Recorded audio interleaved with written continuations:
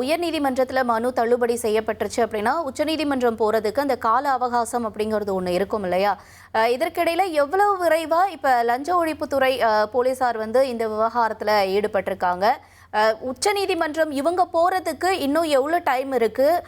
அடுத்து இந்த சைடு செந்தில் பாலாஜி தரப்புலேருந்து என்னென்ன நடவடிக்கை இன்னும் தீவிரமாக எடுத்துகிட்டு வராங்க? இந்த டாஸ்மாக் முறைகேடு வழக்கு தொடர்பாகத்தான் அவர்களுக்கு முன்ஜாமீன் சென்னை உயர்நீதிமன்றத்தால் தள்ளுபடி செய்யப்பட்டிருப்பதால் அவர்கள் மேல்முறையீடுக்காக உச்சநீதிமன்றத்திற்கு செல்ல இருப்பதாக ஒரு தகவல் தெரிவிக்கப்பட்டிருக்கிறது. அவர்களுக்கு கால அவகாசமானது சென்னை உயர்நீதிமன்றம் மூலமாக கொடுக்கப்படும் என எதிர்பார்க்கப்படுகிறது. குறிப்பாக 1 வாரம் அல்லது 5 நாட்கள் என கால அவகாசம் சென்னை உயர்நீதிமன்றம் மூலமாக கொடுக்கப்படும். அதனை பொறுத்துத்தான் அவர்கள் உச்சநீதிமன்றத்திற்கு அந்த கால அவகாசத்தை பொறுத்துத்தான் அவர்கள் செல்வார்கள் என எதிர்பார்க்கப்படுகிறது. அதற்குள்ளே இவர்கள் சம்மன் கொடுக்கப்பட்டு விசாரணை மேற்கொள்ள திட்டமிடுவார்கள் என்பதே லஞ்ச ஒழிப்புத்துறையினர் எடுப்பார்கள், அந்த முடிவு தான் எடுப்பார்கள் என எதிர்பார்க்கப்படுகிறது. ஏனென்றால் ஒரு ஆய்வுகள், அதாவது டிஜிட்டல் ஆவணங்கள் மற்றும் பல்வேறு முக்கிய ஆவணங்கள் இந்த டாஸ்மாக் முறைகேடு தொடர்பாக கைப்பற்றி இருப்பதாக லஞ்ச ஒழிப்புத்துறையினர் தரப்பில் தெரிவிக்கப்பட்டிருக்கக்கூடிய நிலையில் அதற்குரிய ஆய்வுகளைத்தான் தற்போது மேற்கொண்டிருக்கிறார்கள். அந்த ஆய்வு மேற்கொண்ட பின் இதில் என்ன மாதிரியான சட்டவிரோத ஏதாவது நடந்திருக்கிறதா என்பது குறித்தான ஆவணங்களை லஞ்ச ஒழிப்புத்துறையினர் முதலில் கைப்பற்றி இருக்க வேண்டும். அதனை அடிப்படையாக வைத்துத்தான் இதில் 7 நபர்கள் மீது வழக்கு பதிவு செய்யப்பட்டிருக்கிறது. அந்த வழக்கில் முதலாவதாக செந்தில் பாலாஜியும், இரண்டாவதாக முன்னாள் டாஸ்மாக் எம்டியான விஷாகன், அதே போன்று செந்தில் பாலாஜி உதவியாளர் என மொத்தம் 7 நபர்கள் மீது இது தொடர்பாக வழக்கு பதிவு செய்யப்பட்டிருக்கிறது. அந்த 7 நபர்களிடமும் ஒவ்வொருவராக அழைத்து விசாரணை மேற்கொண்ட பின் தான் கைது நடவடிக்கை மேற்கொள்வார்கள் என்று எதிர்பார்க்கப்படுகிறது. தற்போது லஞ்ச ஒழிப்புத்துறையினர் ஒரு தீவிரம் காட்டி வருகின்றார்கள். சைபர் லேபில் இருக்கக்கூடிய அந்த டிஜிட்டல் ஆவணங்களை பெறக்கூடிய நடவடிக்கையிலும் தொடர்ச்சியாக ஈடுபட்டு வருவதாக லஞ்ச ஒழிப்புத்துறை தரப்பில் தெரிவிக்கப்பட்டிருக்கக்கூடிய நிலையில் தற்போது 2 வழக்குகளிலும் செந்தில் பாலாஜிக்கு ஒரு நெருக்கடியாகவே பார்க்கப்படுகிறது. ஏனென்றால் இந்த வழக்கில் கையெழுத்து பெறவில்லை. அந்த டாஸ்மாக் முறைகேடு வழக்கில் அவருடைய முன்ஜாமீன் மனுவானது தள்ளுபடி செய்யப்பட்டிருக்கிறது. இந்த 2 வழக்கிலுமே செந்தில் பாலாஜிக்கு ஒரு நெருக்கடியாகவே பார்க்கப்படுகிறது.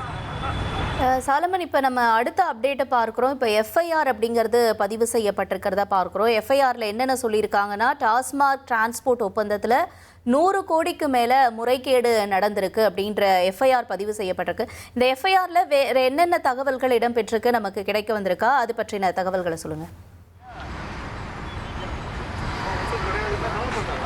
இந்த டாஸ்மாக் முறைகேடு தொடர்பாக லஞ்ச ஒழிப்புத்துறையினர் முதல் தகவல் அறிக்கையில் பல்வேறு தகவல்களை குற்றம் சாட்டி அவர்கள் பதிவு செய்திருக்கிறார்கள்.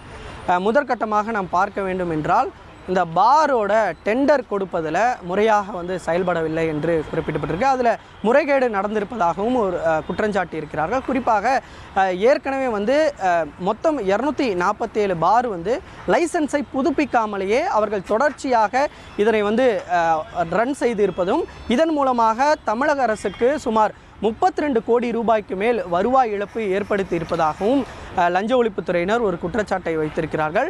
அதற்கு பின்னர் தான் பார்ட்டி ஃபண்ட் என்ற முறையில், கட்சி நிதி என்ற முறையில் பார் உரிமையாளர்களிடம் தொடர்ச்சியாக அவர்கள் பணம் பெற்று இருப்பதையும், இதில் பல்வேறு முறைகேடுகள் நடந்திருப்பதாகவும் லஞ்ச ஒழிப்புத்துறையினர் தரப்பில் தெரிவிக்கப்பட்டிருக்கிறது. இதே போன்று தான் இந்த பாரோட அந்த டாஸ்மாக் கொண்டு செல்லக்கூடிய டிரான்ஸ்போர்ட் டெண்டர் ஒதுக்கீடுலையும் பல்வேறு முறைகேடுகள் நடந்திருப்பதாகவும், குறிப்பாக சுமார் 100 கோடி ரூபாய்க்கு மேலே இந்த டிரான்ஸ்போர்ட்டில் முறைகேடுகள் நடந்திருப்பதாக என பல்வேறு குற்றச்சாட்டுகளை முன்வைத்திருக்கிறார்கள். இதில் அவருடைய உதவியாளர் ரத்தேஷ்ராஜ் என்பவர் தான் அவர் கூறக்கூடிய நபர்களுக்கு தான் டெண்டர் ஒதுக்கப்பட்டிருப்பதாகவும், இதில் இடமாற்றம், அதே போன்று டெண்டர் ஒதுக்கீடு என்ற பல்வேறு முறைகளுக்கு அவர்கள் பணம் பெற்றுத்தான் இது போன்று ஒரு முறைகேட்டில் ஈடுபட்டிருப்பதாக கூறி என முதல் தகவல் அறிக்கையில் லஞ்ச ஒழிப்புத்துறையினர் பல்வேறு குற்றச்சாட்டுகளை வைத்திருக்கிறார்கள்.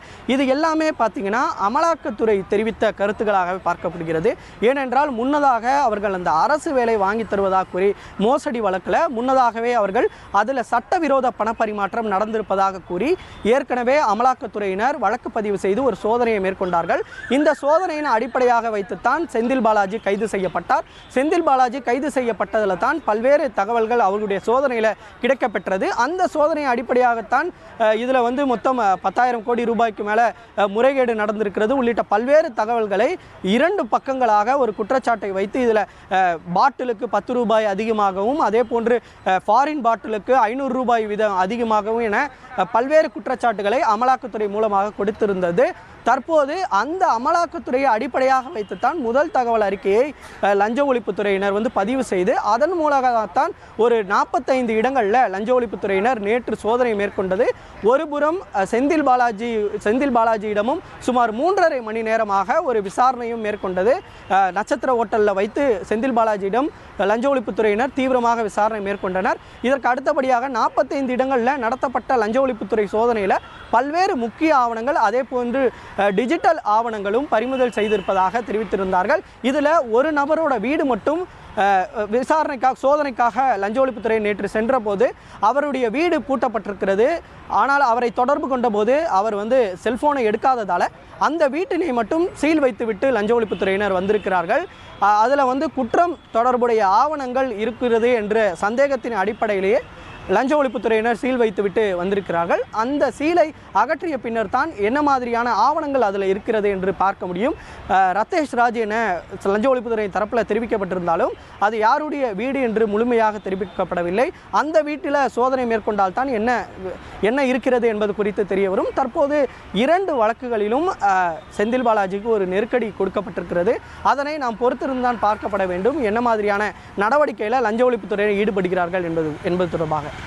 ஓகே, நிறைய விஷயங்களை எங்களோட பகிர்ந்துக்கிட்டீங்க. நன்றி சாலமன், ஒரு விரிவான விளக்கம் கொடுத்ததற்கு. செந்தில் பாலாஜி வழக்கு தொடர்பான விவரங்களையும் இதனுடைய முக்கிய செய்தியும் நாம பார்த்தோம். இனி செல்லும் இடமெல்லாம் செய்தி. தந்தை டிவியின் வாட்ஸ்அப் சேனலை ஃபாலோ பண்ணினா செல்ல இருக்கும் இடமெல்லாம் செய்தி. இதோ QR கோட் இப்பவே ஸ்கேன் பண்ணுங்க, ஃபாலோ பண்ணுங்க.